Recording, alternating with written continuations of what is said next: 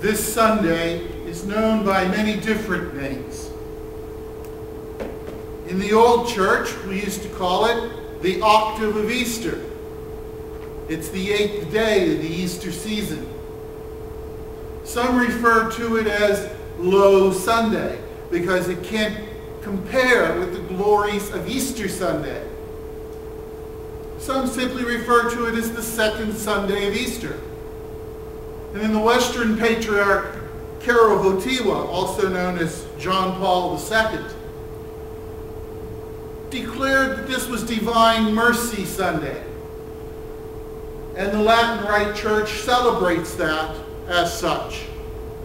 And today, earlier here, we did pray the Divine Mercy Chapel at 12 noon for everyone's intention throughout the world, particularly here from our parish. Divine mercy. We heard in the second reading that what we are really celebrating today is that gift of faith and the salvation that comes to you and to me through the waters of baptism.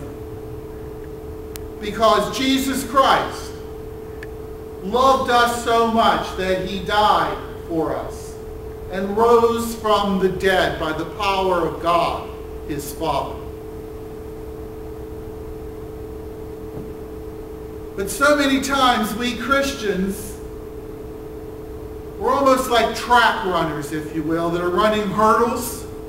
We put hurdles up for ourselves and the joy that we should feel in the presence of the Lord. What does Jesus ask of us today? Simply to put our faith in him. Particularly since we don't have the experience of Thomas, who could put his hand into the Lord's side or could touch the nail marks in his hands and in his feet, so that he had to see it to believe it. We don't have that concrete experience. And so Jesus says, accept the faith, reach out. All that I ask is that you believe and be baptized in my name.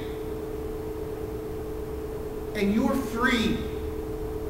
Free of sin and are one of God's children. And we should act accordingly then as a people of faith.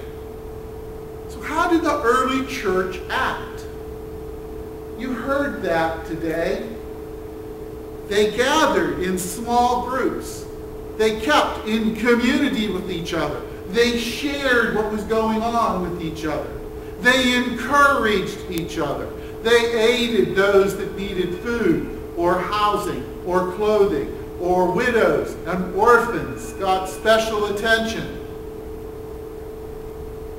We are called upon to be Christ in the world today, to be active, to try to make God's love known, so that at the end of our lives, Jesus will say to each of us, welcome home, faithful, faithful Christian.